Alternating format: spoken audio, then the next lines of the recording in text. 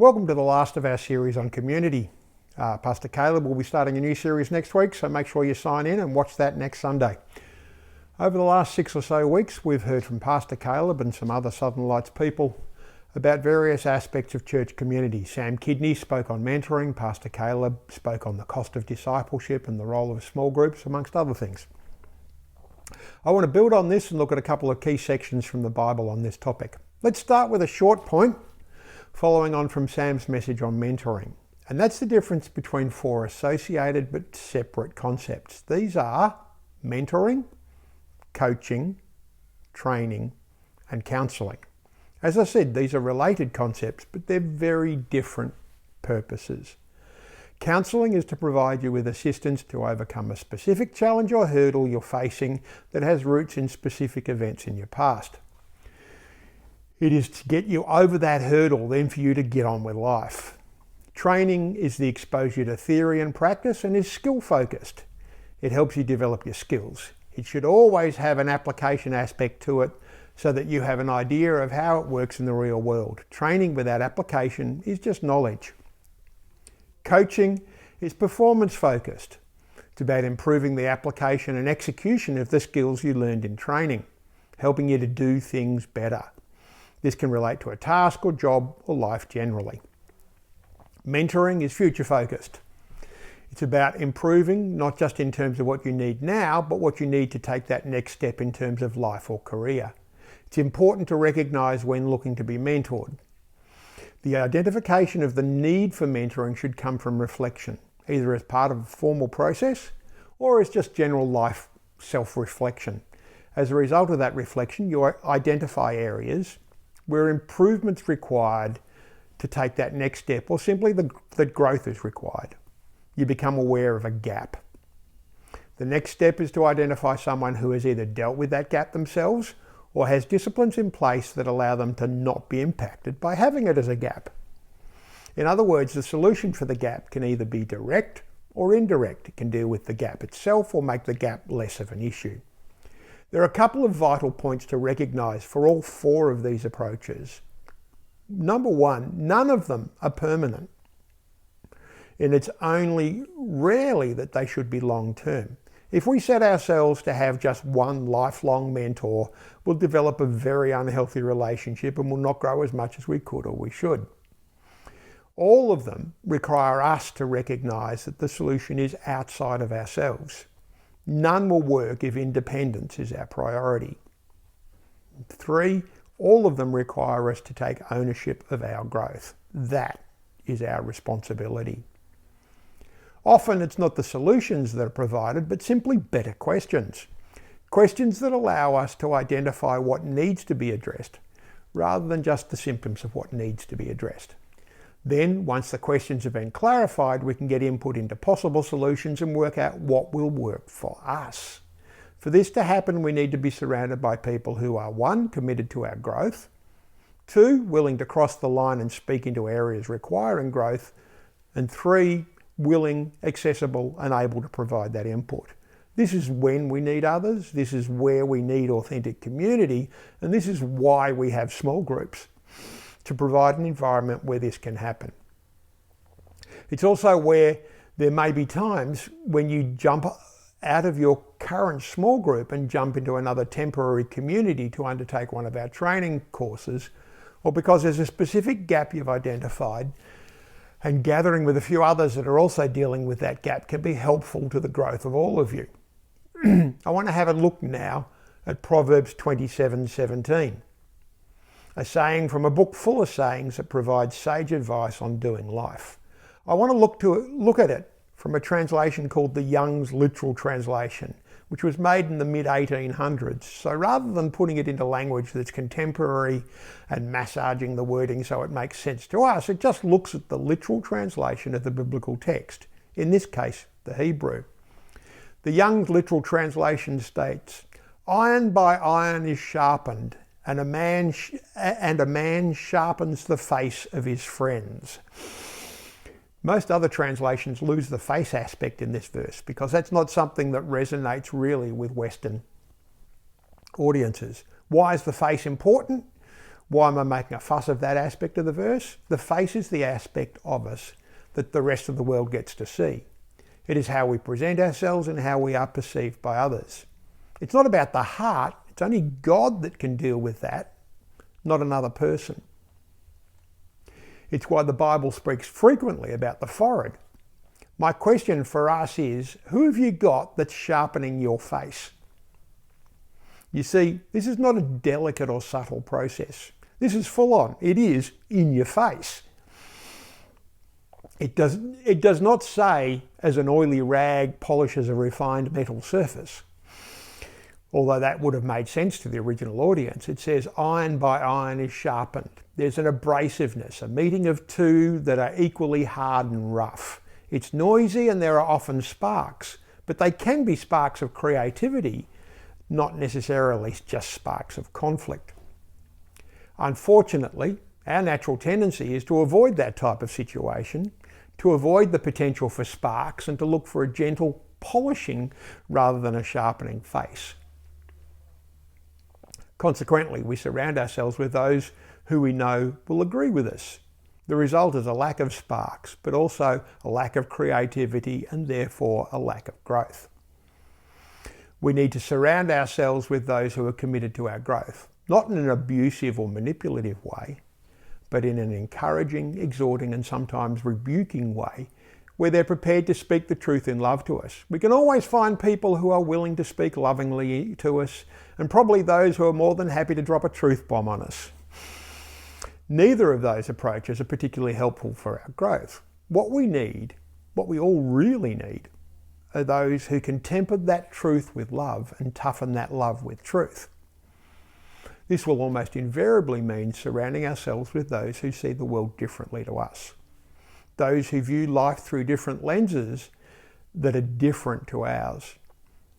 If we do this, we'll align ourselves with a concept put forward by the biblical author Paul, a man who wrote a large portion of what we now call the New Testament. We have many of the letters that he dictated, including 2 to a church in the Greek city of Corinth, located on a narrow strip of land between the cities of Athens and Sparta. So I don't know about you, I just want to go Sparta! Anyway, it was a major port city of ancient times and as a result had a very transient population and was exposed to influences from all over the known world at the time. The main purpose of the first of the 2 letters we have, although there was at least one other letter written to them prior to that, was for Paul to explain to them how Christian community should function and how that much of what they were doing was incompatible with that. The letter is essentially a series of rebukes.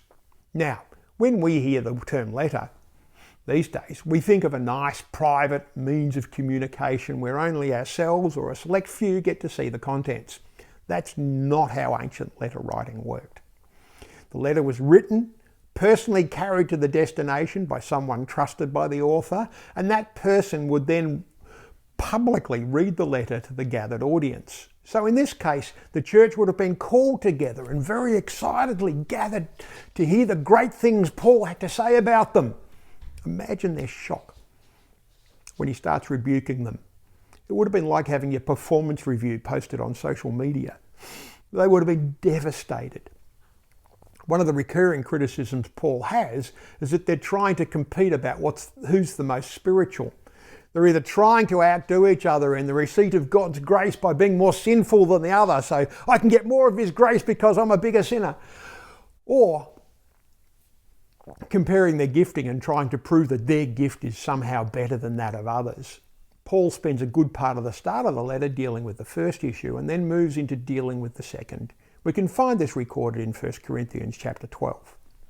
He starts with an explanation that while there are a variety of gifts and special abilities, they all come from God and that they all have the same purpose. And that purpose is not to build up the individual with the gift or ability. It's not to help them generate a reputation for that giftedness and skill, but to build up the community of which the individual is a part.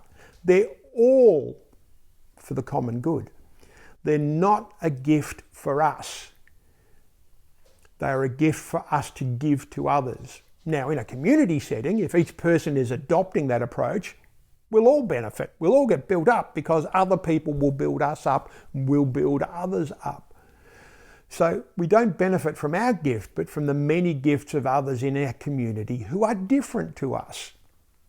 The next point that Paul makes is that because it is God who determines who gets what gifts and abilities, the gifts are given regardless of the merit of the individual. They're gifts, not wages earned for effort or work performed for God, but gifts given because of a relationship with the gift giver. Therefore, the gifts they have are not a reflection of them or their character, they reflect God and his character.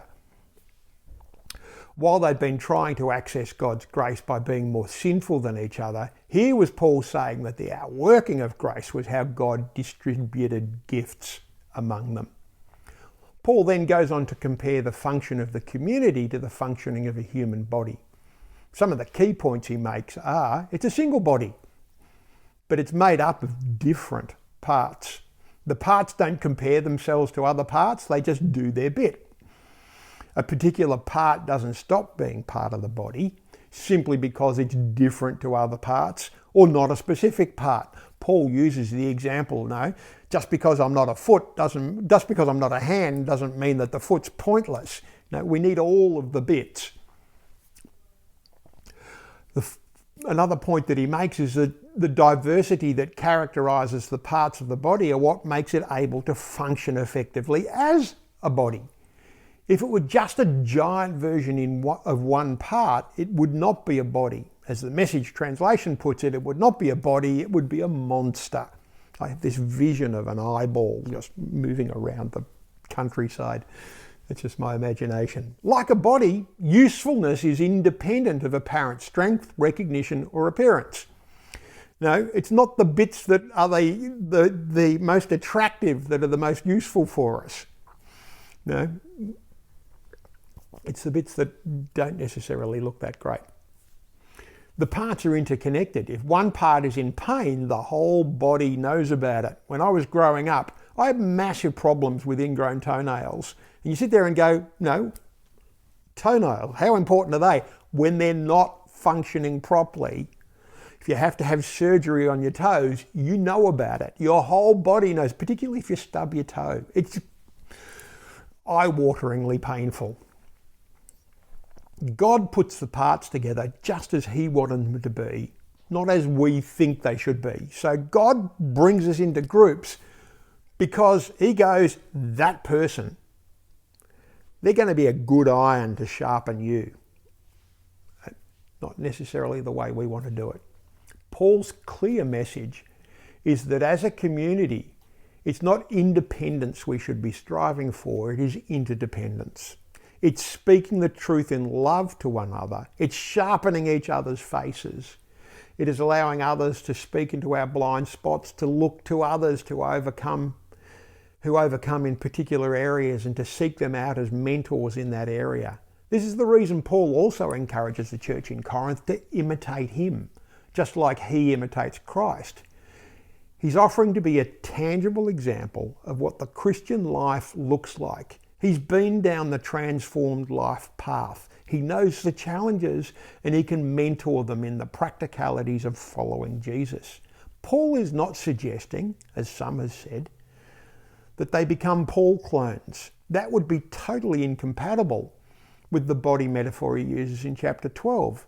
He's offering an example for them to follow. And this is the difference between unity and uniformity. We're called to unity.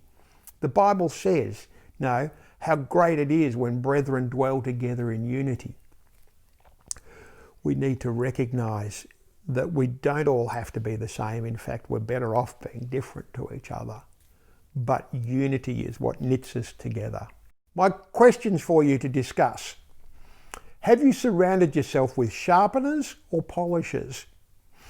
No. Have you got people surrounding you who are prepared to be like iron sharpening iron and knocking the rough edges off you? Or are you pursuing unity through diversity? Or are you looking for uniformity through sameness? So we'd love you to discuss those questions and look forward to hearing your thoughts. Thank you.